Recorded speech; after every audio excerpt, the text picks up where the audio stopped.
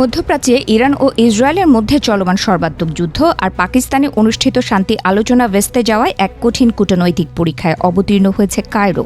আঞ্চলিক এই মহাপ্রলয়ে কোনো পক্ষ অবলম্বন না করে মিশর এখন তুরস্ক ও পাকিস্তানের সাথে মিলে একটি ত্রিদেশীয় মধ্যস্থতাকারী ব্লক গঠনের চেষ্টা চালাচ্ছে। যদিও যুদ্ধের শুরুতে মিশর উপসাগরীয় দেশগুলোর ওপর ইরানি হামলার নিন্দা জানিয়েছিল, কিন্তু দ্রুতই তারা নিজেদের অবস্থান পরিবর্তন করে নিরপেক্ষতার পথে হাঁটা শুরু করে। বিশ্লেষকদের মতে সরাসরি কোনো যুদ্ধে জড়িয়ে পড়ার মতো আর্থিক বা সামরিক সক্ষমতা এই মুহূর্তে কায়রোর নেই। মিশরের এই কৌশলগত নিরপেক্ষতার পেছনে সবচেয়ে বড় কারণ হিসেবে দেখা হচ্ছে দেশটির নজিরবিহীন অর্থনৈতিক সংকটকে। বর্তমানে মিশরের বৈদেশিক ঋণের পরিমাণ প্রায় $169 বিলিয়ন দাঁড়িয়েছে, যা তাদের মোট জিডিপির প্রায় 40%।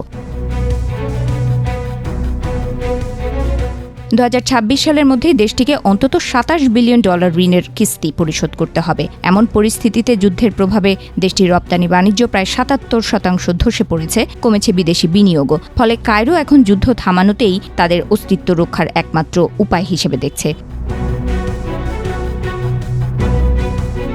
ঐতিহাসিকভাবেই মিশরের প্রতিরক্ষা ব্যবস্থা ওয়াশিংটনের উপর নির্ভরশীল। তারা প্রতি বছর $1.3 বিলিয়ন মার্কিন সামরিক সহায়তা পায়। তার সত্ত্বেও তুরস্ক ও পাকিস্তানের মতো মিশরও তেহরানের সাথে একটি কার্যকর কূটনৈতিক সম্পর্ক বজায় রাখার চেষ্টা করছে। বিশেষ করে গত বছরের 12 দিনের যুদ্ধের পর ইরানের পরমাণু কর্মসূচি নিয়ে আন্তর্জাতিক আণবিক শক্তি সংস্থার সাথে তেহরানের দূরত্ব কমাতে কায়রো মধ্যস্থতাকারীর ভূমিকা পালন করেছিল। এই অভিজ্ঞতাকে কাজে লাগিয়েই president Abdel Fattah al CC এখন আঞ্চলিক সংঘাত নিরসনে নিজেকে অপরিহার্য করে তুলতে চাইছেন।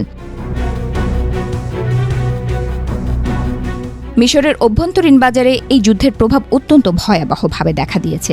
ইসরায়েল থেকে গ্যাস সরবরাহ সাময়িকভাবে বন্ধ হয়ে যাওয়ায় দেশ জুড়ে জ্বালানি তেলের দাম আকাশচুম্বী হয়েছে এবং নিয়মিত লোডশেডিংয়ের কবলে পড়েছে সাধারণ মানুষ। দেশটির অর্থনীতির 3টি প্রধান স্তম্ভ তেল, পর্যটন এবং প্রবাসীদের পাঠানো রেমিটেন্স সবগুলোই এখন অনিশ্চয়তার মুখে। বিশেষ করে 2025 সালে প্রবাসীদের পাঠানো $41.5 বিলিয়ন উপর ভর করে টিকে থাকা অর্থনীতির চাকা যুদ্ধের দীর্ঘসূত্রিতায় থমকে যেতে পারে বলে আশঙ্কা করা হচ্ছে। উপসাগরীয় মিত্রদের সাথে মিশরের সম্পর্কের টানাপোড়েনও এখন দৃশ্যমান। সৌদি আরব ও সংযুক্ত আরব আমিরাত আশা করেছিল যে ইরানের বিরুদ্ধে যুদ্ধে মিশর সরাসরি সামরিক সহায়তা প্রদান করবে, কিন্তু সিসি প্রশাসন সেই প্রত্যাশা পূরণ না করায় উপসাগরীয় দেশগুলো থেকে মিশরে আসা আর্থিক অনুদান ও বিনিয়োগের প্রবাহ কমে যাওয়ার ঝুঁকি তৈরি হয়েছে। এই ক্ষতি পুষিয়ে নিতেই সিসি সশরীরে বিভিন্ন উপসাগরীয় দেশ সফর করে সংহতি প্রকাশ করছেন এবং বোঝাতে চাইছেন যে সরাসরি যুদ্ধে নামার চেয়ে মধ্যস্থতাকারী হিসেবে মিশরের অবস্থান বেশি ফলপ্রসূ হবে। মিশরের এই কৌশলগত পরিবর্তনের একটি গভীর রাজনৈতিক দিকও রয়েছে।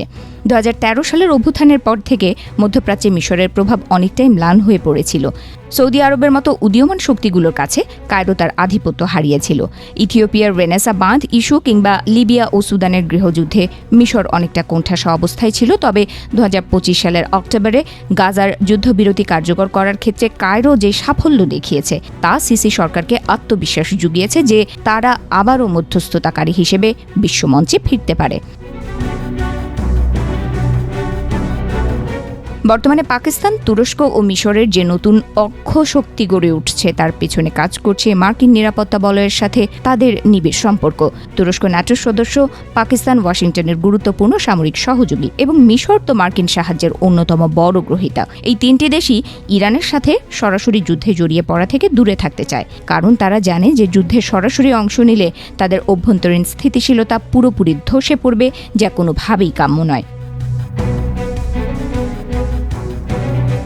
মিশরের কূটনৈতিক হিসাব অত্যন্ত পরিষ্কার। তারা চায় না ইসরায়েল এই অঞ্চলে নিরঙ্কুশ আধিপত্য বিস্তার করুক। কায়রোর আশঙ্কা, ইরান যদি পুরোপুরি ধ্বংস হয়ে যায় তবে মধ্যপ্রাচ্যে ইসরায়েল অপ্রতিরোধ্য হয়ে উঠবে, যা মিশরের নিজস্ব প্রভাব বলয়কে সংকুচিত করবে। আবার অন্যদিকে ইরানের পক্ষ নিয়ে পশ্চিমা বিশ্ব ও উপসাগরীয় মিত্রদের চটানোও তাদের পক্ষে সম্ভব নয়। তাই দুই পক্ষের মধ্যে একটি ভারসাম্য বজায় রাখা এবং সমঝোতা চুক্তিতে পৌঁছানোই এখন মিশরের একমাত্র লক্ষ্য।